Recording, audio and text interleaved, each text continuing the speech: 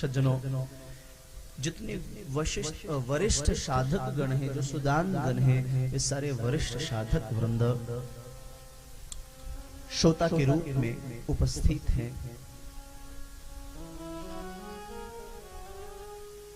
बड़ी पावन कथा चल रही है। 10वें स्कंद में हम सब लोग प्रवेश कर गए हैं। भगवान श्री कृष्ण ने ब्रजवासियों को प्रेरित किया है कि आप श्री गोवर्धन नाथ की पूजा करो। यदि जड़ में जल डाल दें, बहुत ध्यान पूर्वक समझिएगा, यदि जड़ में जल डाल दें तो महाराज पत्ते में, तने में, शाखाओं में अलग से जल डालना पड़ेगा क्या? जोर से बोलिए। सबको अलग अलग डालना पड़ेगा जल? जड़ में डाल दीजिए तो सब। भगवान ने मानो मन में विचार किया, जब मैं आ ही गया हूं तो यत्र तत्र भटकने की आवश्यकता है क्या? और वैसे भी हमारे शास्त्र कहते हैं, एक ही साधे सब सधे, सब साधे सब जाए। एक ही साधे सब सधे सब साधे, एक किसी एक का आश्रय ले लीजिए, आपको आपके परम चरम की प्राप्ति हो जाएगी। थोड़े दिन देवालय में चले जाइए, राम की उपासना करिए, थोड़े दिन कृष्ण की, थोड़े दिन दुर्गा जी की, थोड़े दिन, ऐसी बात नहीं। इष्ट कोई एक हो और श्रद्धा हम सबके प्रति रखें, स्नेह सबसे करें, लेकिन इष्ट अपना कोई एक होना चाहिए। आया बढ़िया फोटो है।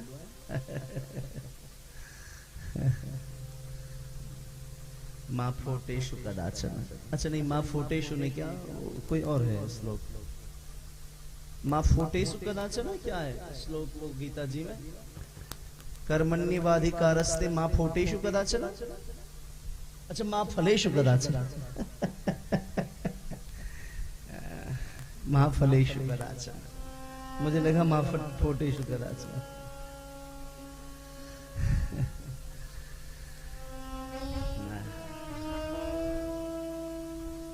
सज्जनों, भगवान शुकाचार्य वर्णन करते हैं परीक्षित से। परीक्षित, खूब आनंद हो रहा है।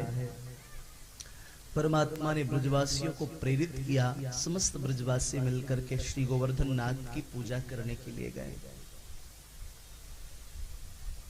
ये गोवर्धन नाथ वही हैं जो हिमालय में विराजते थे।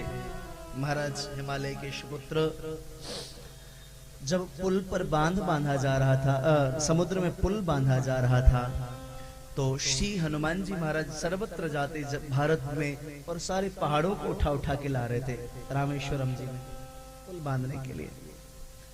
तो श्री गिरिराज जी को भी हिमालय से लाने के लिए गए। गिरिराज जी को कहा चलो। कहा? बोले श्री रामेश्वरम चलेंगे। बोले लाभ क्या मिलेगा? बोले श्री राम के दर्शन हो जाएंगे। श्री गिरिराज बड़े प्रसन्न हो गए। गिरिराज बड़े प्रसन्न हुए और श्री गिरिराज जी ने कहा, सुनो, मुझे रास्ते में कहीं रखना नहीं, अगर रख दोगे तो फिर हम उठने नहीं पाएंगे। सज्जनों, श्री गिरिराज जी को लेकर के जा रहे थे। श्री हनुमान जी महाराज रास्ते में थोड़ा सा भार का अनुभव हुआ और ब्रज प्रदेश में विराजमान कराया श्री गोवर्धन नाथ को। फिर उठाने की चेष्टा की, उठे नहीं। श्री गिरिराज भगवान को बड़ा आवेश आया, हम तो कहीं के न रहे, न राम के दर्शन कर सके और न हम हिमालय में रह के अब तपस्या कर पाएंगे, तुमने ब्रज प्रदेश में लाके छोड़ देना मुझको। हनुमान जी ने जाकर के भगवान राम से प्रार्थना की, सरकार हमसे एक बहुत बड़ी भूल हो गई, एक अपराध हो गया हमसे। बोले क्या अपराध हुआ? बोले आपके एक परम भक्त जो आपके दीदार के लिए व्यग्र थे, व्याकुल थे, तत्पर थे, सरकार मैं न आपका दीदार करा सका और स्थिति यह आ गई है कि वो अब भविष्य में कभी दर्शन भी न कर पाएंगे। कहते कहते श्री हनुमान जी के नेत्रों से अश्रु की धारा प्रवाहित हो चली। श्री राघवेंद्र सरकार ने कहा, हनुमान जी रोते क्यों हो? कि वो जो भी हुआ हमारी इच्छा से हुआ है। क्यों? बोले श्री गिरिराज मेरे परम आराध्य हैं, वहां जहां वो अवस्थित हुए हैं मैं उनकी सेवा करने के लिए मैंने उनको वहां स्थापित कराया है। आगे आने वाले द्वापर में मैं कृष्ण अवतार धारण करूंगा तो 7 दिनों तक उन्हें मेरा सानिध्य प्राप्त होगा और हमें उनका सानिध्य प्राप्त होगा। तो वही श्री गिरिराज आज तक प्रतीक्षा में थे सज्जनों, वही श्री गोवर्धननाथ प्रतीक्षारत है। भगवान शुकाचार्य वर्णन करते हैं परीक्षित से, परमात्मा ने भोग लगाया है, जैसे भोग लगाया जय घोष कीन्हा है। तो भगवान शुकाचार्य वर्णन करते हैं परीक्षित से, परीक्षित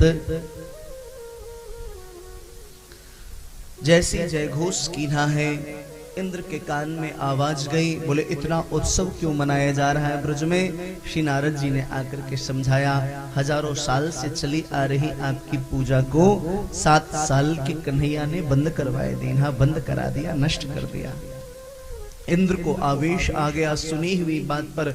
महाराज सबसे प्रधान मेघमाला है शामवर्तक, जो वृष्टि करे तो जल प्रलय आ जाए।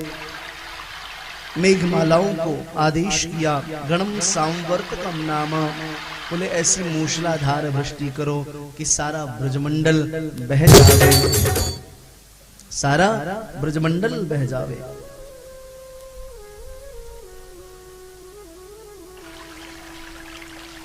सारा ब्रजमंडल बह जावे।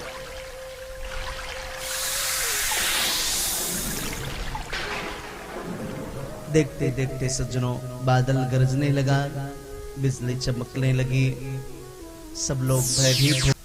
सज्जनों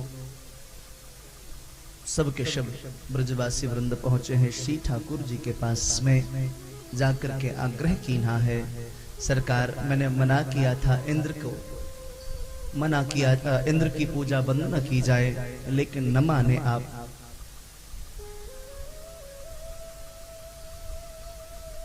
इतनी वृष्टि हो रही है, क्या होगा। भगवान ने कहा आपने जिसकी पूजा की है वही आकर के रक्षा करेंगे, वही आप सबकी सुरक्षा करेंगे। आप सब अपने अपने बछड़ों को, ग्वाल वालों को लेकर के, खाद्यान्नों को लेकर के आ जाइए। सज्जनों सारे ब्रजवासी उन खाद्यान्नों को लेकर के, गायों को लेकर के ब्रज की पावन तलहटी में आए हैं। जैसी ब्रज की तलहटी में आए, भगवान ने आज श्री गोवर्धननाथ को प्रणाम किया है। प्रणाम करने के पश्चात में इकनी उंगली के नख को लगाया है, और देखते देखते श्री गोवर्धननाथ को परमात्मा ने महाराज अपने इकनी उंगली के नख पर धारण कर लिया है। ब्रजवासियों ने जय घोष किया है, बोलिए श्री गोवर्धननाथ की। इकनी उंगली के नख पर सज्जनों गोवर्धननाथ को धारण कर लिया।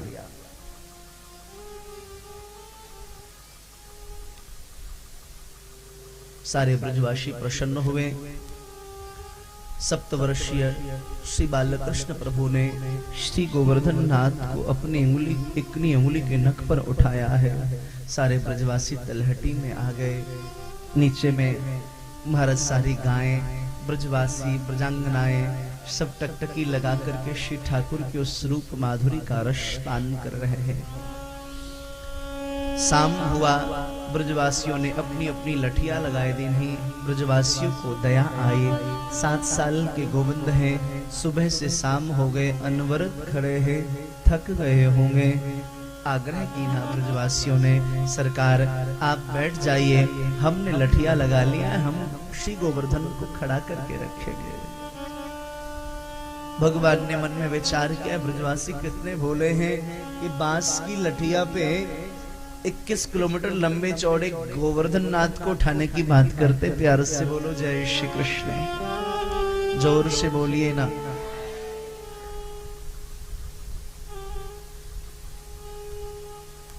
इक्कीस कोसी गोवर्धननाथ को अपने इतनी उंगली के नख पर धारण करते हैं। भगवान ने इनकी रक्षा की है। ब्रजवासी बार बार कहने लगे हैं, सरकार बैठ जाइए। भगवान ने सोचा नहीं हटाऊंगा, थोड़ा हाथ ढीली कर लूं। जैसे सज्जनों ढीली की है, चट चट चट करके सारी लठियां सज्जनों टूटने लगी हैं। ब्रजवासियों ने कहा, कन्हैया संभाल संभाल संभाल, अपने श्री गोवर्धननाथ को संभाल। सबने आग्रह किया है। श्री गोवर्धननाथ को श्री ठाकुर जी ने फिर धारण किया। सप्तवर्षीय गोविंद ने सप्तकोशीय श्री गोवर्धन नाथ को 7 दिवस 7 रात्रि पर्यंत अपनी इकनी उंगली के नख के ऊपर धारण करके रखा।